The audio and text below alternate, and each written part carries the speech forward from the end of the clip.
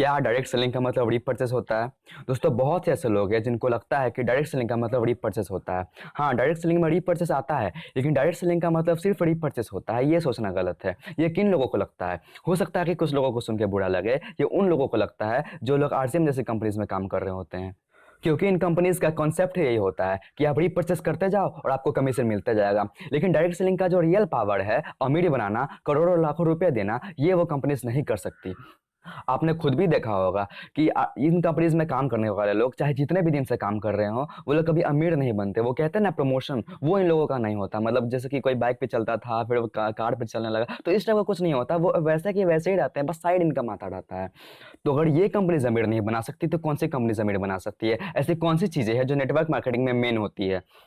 तो दोस्तों जो मेन चीज है वो है बाइनरी इनकम। बाइनरी इनकम ही नेटवर्क मार्केटिंग में सबसे ज्यादा मेन होता है। जैसे कि कुछ कंपनीज 10,000 बाइनरी इनकम देता है रोज का, कुछ कंपनीज 20,000 रोज का बाइनरी इनकम देता है, कुछ कंपनीज 30,000 रोज का बाइनरी इनकम देता है। तो ऐसे करके बाइनरी इनकम ही सबसे ज्यादा जरूरी होता है नेटवर्क मार्केटिंग में।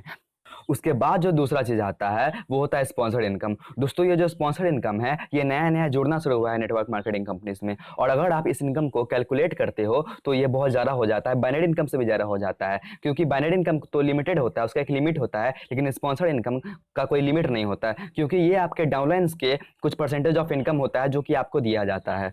तो ये जो स्पॉन्सर्ड इनकम है और ये बाइनरी इनकम है, ये ज्यादातर नेटवर्क मार्केटिंग कंपनीज में होता है।